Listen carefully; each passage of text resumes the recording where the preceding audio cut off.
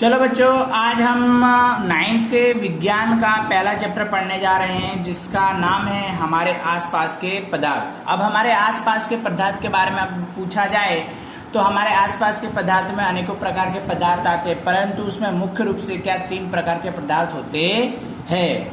पहला पदार्थ होता है ठोस, दूसरा होता है द्रव्य, तीसरा होता है गैस।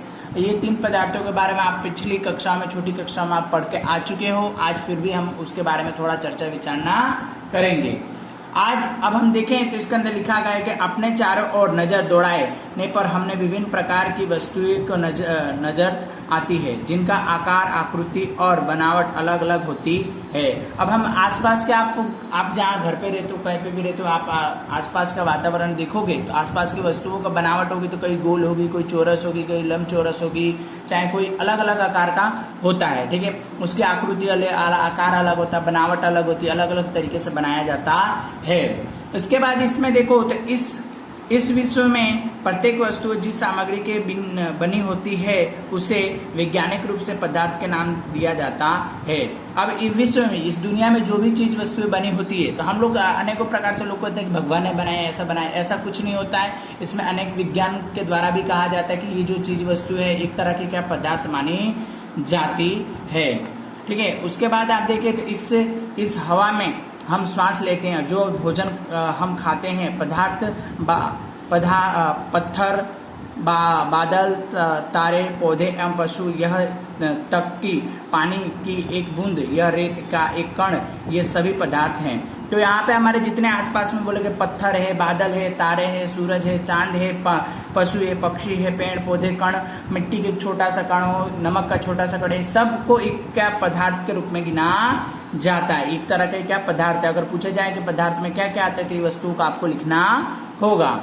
ध्यान देने के योग्य बात यह भी है कि उसके ऊपर लिखे सभी पदार्थों का द्रव्यमान होता है और कुछ स्थान घेरती है। अब इनका क्या एक द्रव्यमान होता है, एक वजन होता है, एक आकार होता है। एक क्या एकदम आकार और वजन क्या घेरती है, आप देख सकते हो। आगे पढ़े दूसरे पैराग्राफ में तो प्राचीन काल से ही मनुष्य अपने आसपास को समझने का प्रयास करता रहा है और भारत के प्राचीन दार्शनिकों ने पदार्थों को 5 मूल्य तत्वों में वर्गीकृत किया है। अब हम पुराने समय से देखें तो मानव जब आदि मानव था तो मानव के रूप में जब परिवर्तित हुआ तो उसने अनेकों प्रकार के क्या उसने खोज की। खोज करने के बाद भारत ने मुख्य रूप से 5 चीजों को खोज की जिसको पंचतंत्र किसका कहा जाता है, पंचतत्व के रूप में भी कहा जाता है। पंच तत्वों में पहला आता है वायु, दूसरा आता है पृथ्वी, तीसरा आता है अग्नि, चौथा जल और आकाश। ये 5 चीजों की उसने क्या खोज की है। इन 5 तत्वों की वस्तुएं बनी होती है, चाहे वह सजीव हो या निर्जीव हो, चाहे वो मरा हुआ हो, चाहे वो जिंदा हो। उस समय के यूनानी दार्शनिक ने भी पदार्थ को इस प्रकार, वहाँ के जो वैज्ञानिक थे यूनानी, ओके, तो उन्होंने जो क्या होता है कि वर्गीकृत उनको खोज करके उनको अलग अलग भागों में क्या उसको बांटा गया है।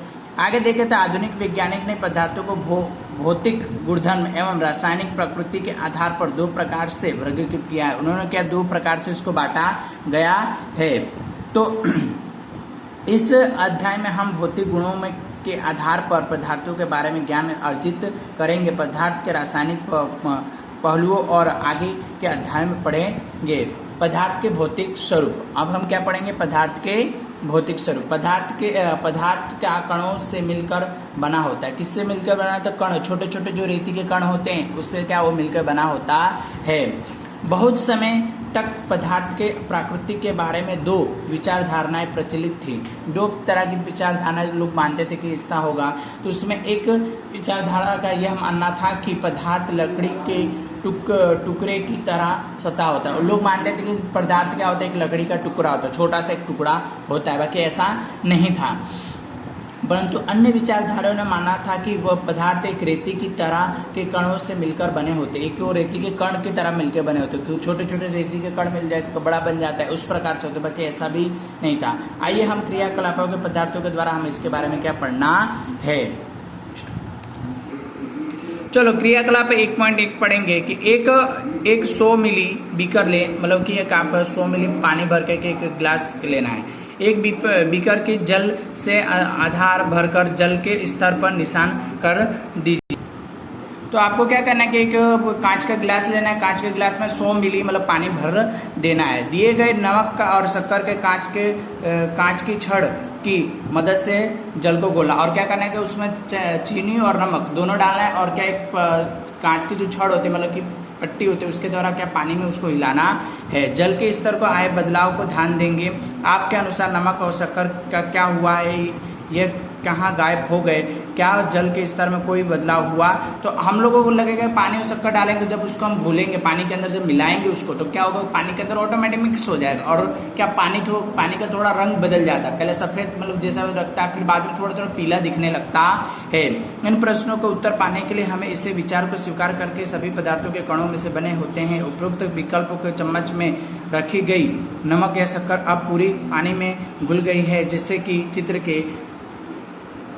जब हम जल में नमक घोलते हैं तो नमक के कण जल के कणों के बीच में रिक्त स्थानों में का समावेश हो जाता है। जब हम पानी में नमक घोलेंगे तो जो पानी के अंदर जो जगह होती है एक तरह का कहा जाता है, उसके अंदर क्या पूरा मिल जाता है, मिल करके वो क्या विलीन हो जाते हैं, वो दिखते नहीं है। इस प्रकार का होता है।